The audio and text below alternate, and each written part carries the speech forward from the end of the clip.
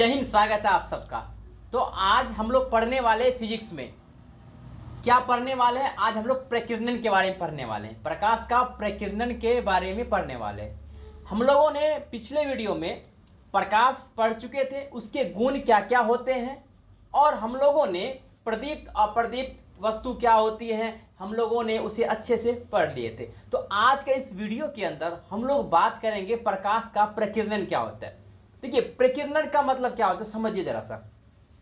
देखिए, हमारा जो प्रकाश अगर सूर्य से आता है, तो सूर्य से आने के बाद मान लीजिए अगर आप कहीं छांव में है या घर में है, तो आपका जो प्रकाश का किरण, जो रोशनी होती है, वो तो घर के अंदर तो नहीं आती है, लेकिन फिर भी हमें रूमों के अंदर, कमरों में या बाहर में भी हमें रोशनी दिखाई पड़ती है। कैसे पड़ती है? वो पड़ती है कि जब प्रकाश की किरण आती है तो हमारे चारों तरफ बहुत सारे धूल कण है ना, बिल्कुल धूल छोटे छोटे होते हैं ना, तो वो धूल जो होते हैं उस पे प्रकाश पड़ती है, और वो क्या करते हैं, उस प्रकाश को अपने अंदर लेके फिर चारों तरफ फैला देती है।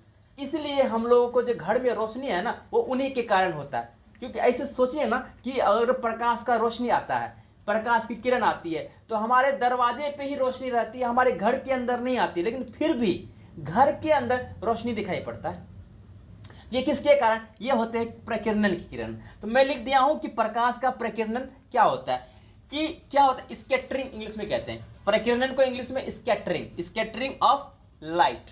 ठीक है, क्या मैंने लिखा है इसका परिभाषा? प्रकाश जब सूक्ष्म कण, सूक्ष्म का मतलब छोटे छोटे कण, धूल तो बिल्कुल छोटे होते हैं ना, तो उसे हम सूक्ष्म कण कहते हैं। प्रकाश जब सूक्ष्म कण पर पड़ती है, यानी धूल पर पड़ी, तो वह प्रकाश को अपने अंदर अवशोषित करके, मतलब वो क्या किया, उस प्रकाश को अंदर ले लिया, फिर उसे चारों दिशाओं में फैला देती है, फिर चारों तरफ फैला दी, जहां तक फैला है चारों तरफ, और रोशनी हमको मिल जाती है। उसे हम क्या कहते हैं? प्रकाश का प्रकीर्णन कहते हैं। ये बहुत ही आसान परिभाषा था। तो मुझे उम्मीद है कि प्रकाश का प्रकीर्णन समझ में आ गया, और ये परिभाषा अगर आप लिखेंगे पूरे, आपको 2 नंबर मिल जाएंगे। ये आपको सब्जेक्टिव में पूछा जाएगा। तो लेकिन ये भी पूछा जाएगा कि हमारे घरों में जो रोशनी होती है वो जबकि बाहर में ही आती है, प्रकाश की किरण अंदर नहीं आती, कारण क्या है? तो प्रकाश का प्रकीर्णन। ठीक है, अब एक और टॉपिक हम लोग पढ़ते हैं। क्या पढ़ते हैं कि एक और अगर मैं टॉपिक लिखूं कि किरण पुंज किसे कहते हैं? क्या चीज? किरण पुंज। किरण पुंज किसे कहते हैं? देखिए, किरण क्या होता है समझिए। अगर मान लीजिए कि यहां पे, जैसे मेरा हाथ देखिए, अगर यहां पे ऐसे समझिए, मैं यहां समझाता हूं, ये मेरा क्या था, ये हमारा सूर्य था। ठीक है, ये हमारा क्या, सूर्य था, और कोई एक वस्तु यहां पे रखा हुआ है। अब इस वस्तु को हम देख पा रहे हैं। क्यों देख पा रहे हैं? क्योंकि प्रकाश यहां पे आई और टकराकर इनके आंखों में पहुंच गई, तो इनको क्या दिखा? ये वस्तु, ये कोई सामान, जैसे मैं किताब लिख दूं। तो मुझे ये बताइए कि यह प्रकाश जो है, यह प्रकाश जो सूर्य से निकला वो इस वस्तु तक पहुंचा, तो इस वस्तु तक जो ये जो दूरी, ये जो था, ये लाइन जो बना, इसी को क्या कहते हैं? हम किरण कहते हैं। ठीक है, तो मतलब कोई भी प्रकाश जब कहीं जाती है, जैसे हमारे सामने लाइट लगी हुई, तो लाइट कहां आ रहा? बोर्ड पे आ रहा है, तो इस बीच में जो लाइन बन रही है उसे हम क्या कहते हैं? किरण। तो अब किरण पुंज क्या होता है? किरण पुंज का मतलब, अगर ये लाइट है तो लाइट तो चारों तरफ से आ रही है, तो कितने किरण हुए? बहुत सारा किरण हुए ना। अब बहुत सारे को फिजिक्स की भाषा में बोलते हैं समूह। तो किरणों के समूह को, इस तरह से लाइट बहुत आ रही है। अब ये बताइए, क्या प्रकाश एक जगह जा रही है? जा रही है, चारों तरफ जा रही है, ये चारों तरफ, और चारों की ये सब क्या है सर? किरण है। तो पूरे सारे को हम क्या बोलेंगे? समूह। तो किरणों के समूह को क्या कहते हैं? किरण पुंज कहते हैं। किरणों के समूह को क्या कहते हैं? किरण पुंज कहते हैं। ठीक है, मैं इसे इरेज कर देता हूं, मिटा देता हूं मैं इसे। तो चलिए, किरणों के समूह को किरण पुंज कहते हैं। मैं यहां पे परिभाषा लिख देता हूं। किरणों के समूह को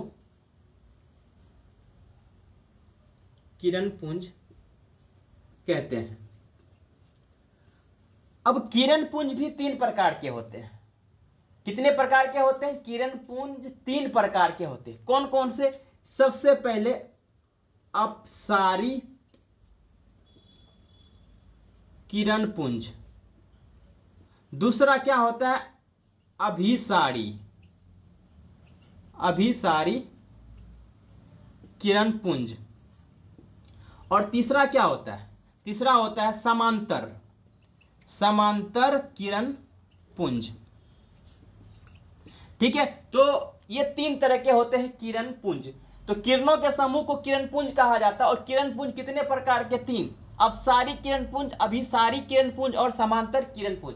अब हम एक एक करके सबको समझते हैं कि अपसारी किरण पुंज किसे कहते हैं, अभिसारी किसे कहते हैं और समांतर किरण पुंज किसे कहते हैं। आप इसे जल्दी से नोट कर लीजिए, फिर हम लोग पढ़ने वाले हैं अपसारी किरण पुंज। अब समझते हैं कि अपसारी किरण पुंज क्या होता है। तो सबसे पहले मैंने यहां पे लिख दिया कि अपसारी किरण पुंज क्या लिखा है मैंने कि अपसारी किरण पुंज जब प्रकाश की किरण एक बिंदु से निकलकर चारों दिशाओं में फैल जाती है। एक बिंदु से निकलकर चारों दिशाओं में, मतलब कि जैसे हमारा घर का बल्ब एक जगह रहता है और वो क्या करता है, चारों दिशाओं में क्या प्रकाश देता है, उसको हम क्या कहेंगे, अपसारी किरण पुंज। जैसे यहां दिख रहा है, मान लीजिए ये जो बिंदु है, ये बिंदु कोई एक प्रकाश देने वाला वस्तु है, वो क्या कर रहा है, बाहर की ओर, जो ये एरो निकल रहा है किधर, बाहर की ओर। तो एक बिंदु से चारों तरफ, चारों दिशाओं में प्रकाश फैल जाती है, मतलब बाहर निकलना, उसको अपसारी किरण पुंज कहते हैं। ठीक है, अब दूसरा मेरा क्या था, दूसरा मेरा क्या है, अभिसारी किरण पुंज। अब बताइए इसमें क्या हो रहा था कि वस्तु जो है वो प्रकाश को चारों तरफ फैला रही थी, लेकिन इसमें नहीं, इसमें क्या बोल रहा है, जब प्रकाश की किरण एक बिंदु पर आकर मिलती है उसे अभिसारी किरण पुंज कहते हैं।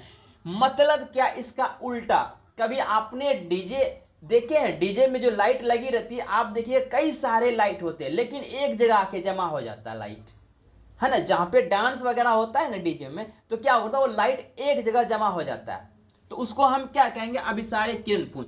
जैसे मैंने यहाँ पे क्या बताया कि मेरे पास कोई बिंदु है, मान लीजिए आप यहाँ पे खड़ा है, तो अब ये रोशनी कहां, इस पे आएगा, चारों तरफ से इसी बिंदु पे आएगा, मतलब बाहर से जो बिंदु आ रही है, जो प्रकाश, वो एक ही बिंदु पे आके मिल रही है। इसमें क्या हो रहा था, फैल रहा था, इसमें क्या, बाहर से एक जगह मिल रहा है। आप घर को बंद कर दें और चारों तरफ का खिड़की खोल दें, तो चारों तरफ से रोशनी आपके घर पे आ जाएगा, है ना, उसको हम क्या कहेंगे, अभिसारी किरण पुंज कहेंगे। अब हमारा तीसरा क्या है, तीसरा मेरा समांतर किरण पुंज। समांतर का मतलब बराबर। आप टॉर्च जलाते हैं तो टॉर्च में जो रोशनी, जो प्रकाश निकलता है वो सीधा निकलता है, बस उसी को तो कहते हैं समांतर किरण पुंज। जब प्रकाश की किरण सीधी रेखा में गमन करती है, सिंपल, जैसे ये भी गया, ये भी गया, ये भी गया, तीनों क्या है, सीधी रेखा में गमन कर रही है, मतलब सीधा जा रहा है ना, तो जो सीधा रोशनी जाता है उसे हम समांतर किरण पुंज कहते हैं। और अभिसारी किरण पुंज उस किरण पुंज को कहते हैं जो बाहर से आकर रोशनी एक जगह, एक बिंदु पे आकर मिल जाए, उसको अभिसारी। और अपसारी किरण पुंज जो एक बिंदु से फैल जाए चारों तरफ रोशनी, तो उसको हम क्या कहेंगे, अभिसारी किरण पुंज। मुझे उम्मीद है कि आपको यह तीनों किरण पुंज आपको समझ में आया होगा। आप इसका जल्दी से स्क्रीनशॉट ले सकते हैं। अब हम लोग अगले टॉपिक की तरफ बढ़ने वाले हैं, जो भी वो बहुत ही ज्यादा इंपॉर्टेंट है। ठीक है, ले लीजिए स्क्रीनशॉट। अब बात करते हैं हम लोग पारदर्शी पदार्थ के बारे में। किसके बारे में, पारदर्शी पदार्थ। देखिए हम लोगों ने इससे पहले जो पढ़ा वो बहुत इंपॉर्टेंट था, लेकिन ये भी काफी सारा इंपॉर्टेंट है, आपके एग्जाम में कभी कभी पूछ लिए जाते हैं। तो मैंने यहाँ पे लिखा पारदर्शी पदार्थ क्या होता है। देखिए पारदर्शी पदार्थ ऐसा पदार्थ जिनसे होकर प्रकाश आसानी से आर पार हो जाए।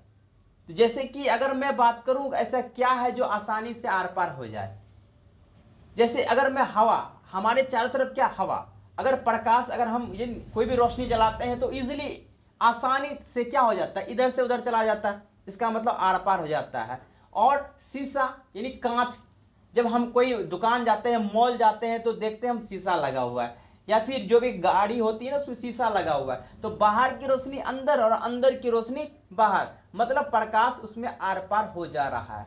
तो ऐसा पदार्थ जिससे प्रकाश आसानी से आर पार हो जाए उसे हम पारदर्शी पदार्थ कहते हैं। ठीक है, अब मैं यहाँ पे लिख दूं परिभाषा, वे पदार्थ जिनसे होकर प्रकाश आसानी से क्या हो जाए, आर पार हो जाती है, उसे हम क्या कहेंगे, पारदर्शी। जैसे कांच, पानी में भी तो हो सकता है ना, है ना। पानी आप रखिए ग्लास में, इधर से अगर टॉर्च जलाइए, देखिए वो आसानी से उस तरफ से दूसरी तरफ से वो बाहर हो जाएगा प्रकाश, यानी पानी में भी आसानी से आर पार हो जाता है और हवा में भी। अब अगला क्या, अपारदर्शी पदार्थ। इसमें क्या होगा कि ऐसा पदार्थ जिससे हमारा जो प्रकाश है ना वो आर पार नहीं हो सके, बिल्कुल भी नहीं। जैसे ये बोर्ड है, क्या ये अगर बोर्ड पे ये रोशनी, ये प्रकाश जो पड़ रहा है, क्या ये उस पार चला जाएगा? नहीं। इसके पीछे दीवार है, अगर मैं दीवार में या लोहा में या पहाड़ में या पत्थर में कहीं पे भी अगर आप, या लकड़ी में भी अगर आप प्रकाश देते हैं, रोशनी जलाते हैं, क्या आर पार हो जाएगा? नहीं होगा। जो आर पार नहीं होता है उसे हम क्या कहते हैं? अपारदर्शी। वे पदार्थ जिनसे होकर प्रकाश आर पार नहीं होती उसे क्या कहते हैं? अपारदर्शी। जैसे लकड़ी बिल्कुल नहीं होगा, लोहा, पत्थर, पहाड़ इत्यादि। अब तीसरा क्या है? पारभासी पदार्थ। देखिए इसमें क्या होता था, पारदर्शी पदार्थ में आसानी से आर पार हो गया। इसमें अपारदर्शी पदार्थ में क्या होता था कि इसमें आर पार बिल्कुल नहीं होता था। लेकिन पारभासी में क्या है कि अगर रोशनी आए, ठीक है, अगर रोशनी आ गया यानी प्रकाश आ गया, तो जितना प्रकाश आया उतना नहीं निकल पाता है, थोड़ा सा वहीं रुक जाता है और थोड़ा सा बाहर निकल जाता है। मतलब थोड़ा सा बाहर निकल गया, थोड़ा सा अंदर चला गया, तो थोड़ा ही मात्रा में इसमें क्या होता है कि प्रकाश पार कर जाता है। जैसे क्या होगा, वे पदार्थ जिनसे होकर प्रकाश अंश में थोड़ा सा पार हो जाते उसे पारभासी। जैसे घिसा हुआ कांच, मतलब किसी कांच को अगर आप घिसिएगा ना, तो उसमें जब प्रकाश, आप टॉर्च जलाइएगा तो जितना रोशनी इधर से आप जा रहा है प्रकाश उतना नहीं निकलेगा, थोड़ा ही निकलेगा। दूसरा क्या, तेल लगा हुआ कागज। अगर कोई कागज को आप तेल में डुबो दीजिए, उसको बाहर निकालिए, उसके बाद टॉर्च जलाइए, तो जितना रोशनी बाहर निकलना चाहिए उतना रोशनी बाहर नहीं निकलेगा। और क्या हो, कुहासा। कुहासा ठंडी के सीजन में हम लोग देखते हैं कि अगर उसमें देखते हैं इधर से अगर कुछ रोशनी, अगर टॉर्च जलाते हैं या कोई बल्ब जलता है तो दूसरी तरफ बहुत कम रोशनी जाता है, तो इसमें क्या हो जाएगा, ये पारभासी पदार्थ हो जाएगा। तो मुझे उम्मीद है कि आपको ये तीनों पदार्थ बहुत ही अच्छे से समझ में आ गया होगा। ठीक है, अब हम लोग बात करते हैं अगले टॉपिक की तरफ। अगला टॉपिक बहुत इंपॉर्टेंट है, प्रकाश का परावर्तन, जो कि एग्जाम में 100% पूछे जाते हैं। वो 1 नंबर से भी है, 2 नंबर से भी पूछे जाते हैं। तो प्रकाश का परावर्तन अब हम लोग अगले वीडियो में पढ़ेंगे। आज की वीडियो के लिए आप इतना ही, पारभासी पदार्थ तक। तो अगले वीडियो में हम लोग प्रकाश के परावर्तन और उसके नियम को पढ़ेंगे। क्या होता है आपतित किरण, क्या होता है परावर्तित किरण। ठीक है, तो अगले वीडियो में पढ़ेंगे। तब तक के लिए इतना ही रखते हैं।